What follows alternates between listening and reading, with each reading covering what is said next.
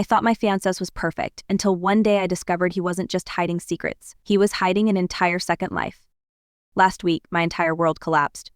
I, 28F, discovered that my fiancé, Nathan, 30M, who I've been with for 5 years and engaged to for the last 6 months, has been living a double life. Everything I thought we had love, trust, and open communication was built on lies. The man I trusted, the one I was about to marry, had not just been hiding something, but hiding a whole other life. Nathan and I met during our junior year of college. I was shy, an introverted English major, always with my nose buried in a book. Nathan was the opposite, a charismatic business major who knew how to charm everyone in the room. I'll never forget how we met. It was at a mutual friend's birthday party. I was awkwardly sitting in a corner, sipping on a drink, when Nathan approached me with 2 more drinks in hand. He flashed me a smile and said, "You look like you could use this as much as I do." That's how it started. We spent that entire night talking about everything under the sun, our favorite books, our childhood memories, our dreams for the future. It felt like magic. After that night, we were inseparable. Nathan had this way of making me feel like I was the most important person in the world. He encouraged me to step out of my comfort zone, to join clubs and attend social events, and in return, I helped him focus on his studies. We balanced each other perfectly, or so I thought.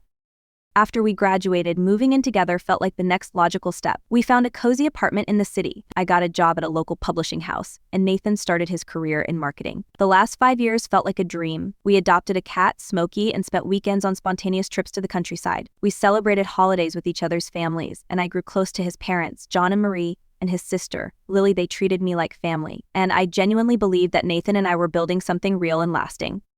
When Nathan proposed 6 months ago during a romantic picnic in the park where we had our first date, I thought my life was perfect. The ring was beautiful, a vintage-inspired piece that looked like something out of a fairy tale. We started planning our wedding almost immediately. I found the perfect dress, a lace gown that reminded me of the one my grandmother had worn. We booked a venue, a charming barn that we planned to decorate with fairy lights and wildflowers. Everything seemed to be falling into place. But last week, everything fell apart. It was a regular Tuesday, and I decided to surprise Nathan at work with lunch. He had been working as a marketing executive at a large firm downtown for the last 3 years. I picked up his favorite sushi from a place we discovered early in our relationship and headed to his office. When I arrived, his secretary, Nicole, smiled and told me that Nathan was out for lunch with clients. I was a bit disappointed, but figured I'd leave the sushi on his desk as a nice surprise for when he returned.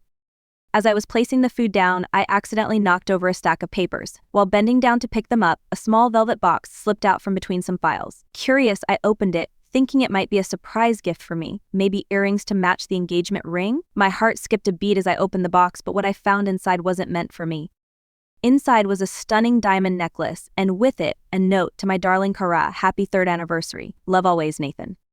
I felt like I'd been doused in cold water. Who was Kara? And why was Nathan celebrating a 3rd anniversary with her when we'd been together for 5 years? My hands were shaking as I put the necklace and the note back exactly as I found them. My mind was racing, filled with questions I didn't know how to answer. I left his office without saying a word to Nicole, forgetting about the sushi entirely. The rest of the day was a blur. I remember sitting in my car, staring at the steering wheel, trying to make sense of what I had just discovered. How could Nathan be living a double life? Had I been so blind? That night, I confronted him. I waited until he got home from work, acting as normal as possible. I didn't want to tip him off before I had the chance to ask him directly. After dinner, I casually brought up my visit to his office, mentioning how I'd accidentally knocked over some papers and found the necklace. His reaction was immediate. His face went pale, and he stammered, saying it was a gift for his cousin's birthday. But when I pulled out my phone and showed him the picture I had taken of the note, he broke down. Kara wasn't his cousin. She was his girlfriend. For the last 3 years, Nathan had been living a double life, maintaining 2 separate relationships. He'd been with me for 5 years, and with Kara for 3. I felt like my entire world had crumbled beneath me. Nathan begged for forgiveness. He said he loved us both and couldn't choose between us. He claimed he never meant for it to go this far, that he hadn't wanted to hurt either of us. But how could he say that? He had been lying to both of us for years.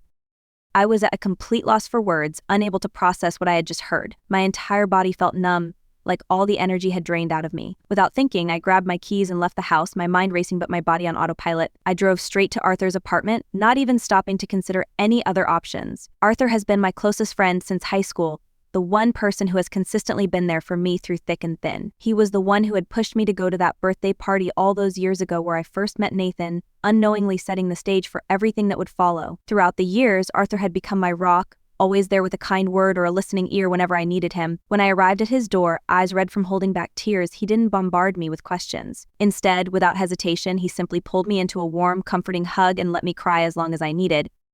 As I explained everything to Arthur, more pieces of Nathan's deception began to fall into place. All those late nights at the office, the sudden work trips, the times he said he couldn't make it to family events, they were all excuses so he could be with Kara. He had been introducing her to his coworkers as his girlfriend, while they knew me as his fiancé. The thought that so many people must have known about his double life made me feel physically ill. For the last week, I've been staying with Arthur, trying to figure out what to do next. Nathan hasn't stopped calling or texting. One moment, he's begging me to forgive him. The next, he's accusing me of overreacting. He even had the audacity to suggest that we could try a polyamorous relationship, saying it worked for some people. But that's not what I want. I want honesty and trust, things that Nathan has completely destroyed. I feel completely lost. I've invested 5 years of my life into this relationship. We were planning a wedding, talking about starting a family. I had already put down non-refundable deposits on the venue, the florist, the photographer. Now, all of that feels meaningless. How could Nathan betray me like this? I keep replaying the last few years in my head, wondering if there were signs I missed. My friends are divided. Some think I should give Nathan another chance, reminding me of how supportive he was when my dad was sick last year. Others say I should cut all ties, that once trust is broken, it can never be fully repaired. I don't know who to listen to. The hardest part is that a part of me still loves him. Despite everything, I miss him.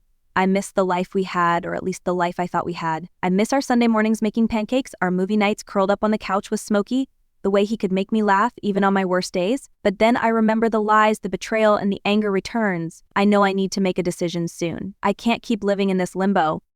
But every time I think about the future we planned together, my heart breaks all over again. We had talked about buying a house in a quiet neighborhood with good schools. We even discussed baby names, half joking but with an undercurrent of excitement for the future. Now, all of those dreams feel tainted. How can I trust anyone again after this? I'm also worried about Smokey. He's been with us since he was a kitten, and I can't bear the thought of leaving him behind. But staying with Arthur is only temporary, and I don't know what kind of place I can afford on my own. I don't know how to move forward. Has anyone been through something like this? How do you rebuild your life after such a betrayal? Any advice would be appreciated. Right now, I feel like I'm drowning in a sea of uncertainty and I don't know which way to turn. Update 1. It's been a month since my last post and I wanted to give an update on what's been happening. After much thought, I decided to reach out to Kara. I felt like she deserved to know the truth just as much as I did. We met at a quiet cafe I'd never been to before. I arrived early, my stomach in knots as I waited. When Kara walked in, she looked just as nervous as I felt. To my surprise, she wasn't shocked when I told her everything. She had suspected for a while that Nathan was hiding something but didn't have proof. We spent hours talking, comparing timelines and piecing together how Nathan had managed to deceive us both for so long. It was surreal. I felt like I was living in some kind of twisted soap opera.